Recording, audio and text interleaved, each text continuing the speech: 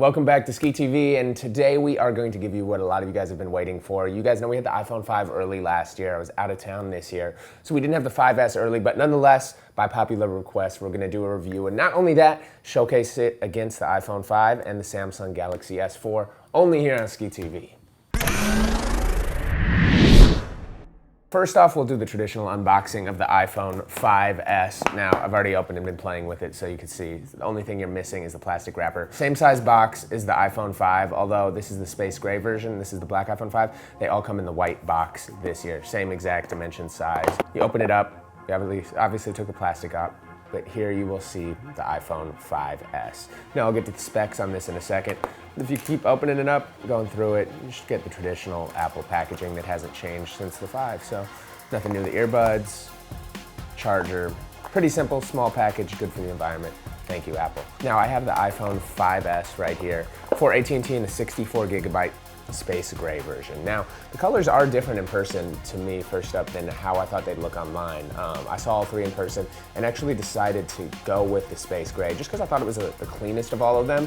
But you can see in the back, it's definitely a different color, so it stands out. Now, I originally went in wanting to get the gold, but after seeing the gold in person, to me, it almost looked like a dirty white. It's not like really a true gold, so that's why I opted with the space gray.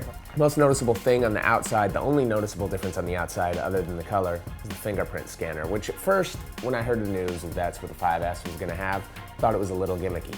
However, after using it just for a couple days already and having to go back and get some old stuff off my iPhone 5, it's a feature that I can't live without. Open your iPhone, just hold it, and your screen, voila, magically appears. No more entering numbers, it's so much easier. The other noticeable increase right away when you launch it is the speed of, specifically the internet browser, but pretty much everything from email to any application that you use, video ones, streaming. It just seems to fly a lot faster than the iPhone 5. I kind of went into this update not really that hyped. That's why I didn't push to get a super early unit to review for you guys, because I thought it was pretty much the same. The jump from 4S to 5 was a lot to me, but not from 5 to 5S. However, once I got it, I was actually noticeably surprised. With the new iPhone 5S, not only do you get a better front-facing camera, it's now I think 1080 HD, you get a burst mode within this camera itself, which is great, especially for somebody like me that's taking action shots and stuff a lot of times, and concerts or different artists. You literally, when you're taking a picture, you just hold down the side button or the camera button, and as you hold it, it'll take 12 shots right there. When you go back in your camera app, it'll show you burst mode, and you can literally choose your best photo from whatever is on there. It also has a new, as you can see, slow-mo mode, which is pretty cool, 120 frames per second. Haven't really got a chance to play with it too much, although just in quick samples it seemed to work really, really good. Other than that, you're not gonna get too much more different from the iPhone 5. So you just really have to ask yourself, is it worth it for me to spend the money to upgrade, depending on where you are with your contracts and stuff, to get the fingerprint scanner, to get a faster device, and to get a better camera?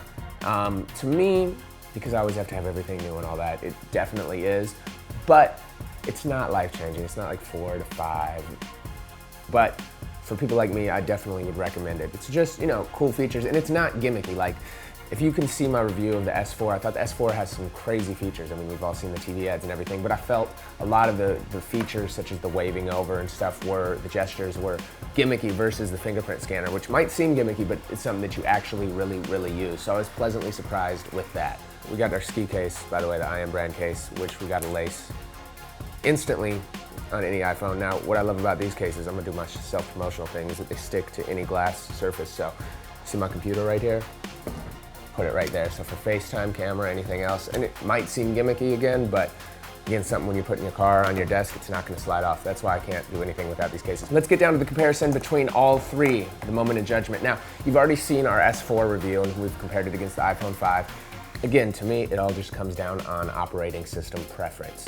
I personally, if I had to choose one phone to live with, would choose the iPhone 5 and of course the 5S, because it's the newer version, the greater version of it. But I'm just more familiar with Apple's operating system. It's a little more polished. As great as Android is, it's very close. You could go either way. I just personally think the iPhone has a little upper edge on it. The Galaxy S4 does have some great features. It's a bigger screen, which I actually do like a lot more for watching videos. I do wish the iPhone was slightly different dimensions. Apple's not going to change it just because it's so easy with the system they've built. But I do prefer the size of the S4. The camera is better on the iPhone to me. Battery time, a lot of people were asking too, compared to the traditional 5. To me, we found the exact same battery time as the 5 between the 5S. Galaxy, similar within that. Again, it just depends on how you use it and which apps you do. Here you can see the size comparison.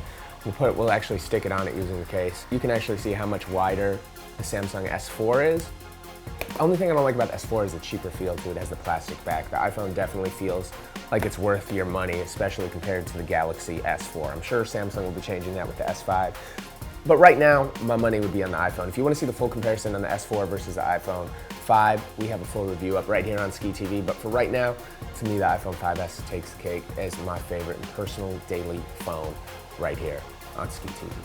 What it really comes down to is the iPhone 4 versus the iPhone 5. Now, in summary, the big difference between these two phones, if you're an Android person, you're going to find reasons to like the S4 better. If you're an iPhone person, you're going to find reasons to like the iPhone 5 better.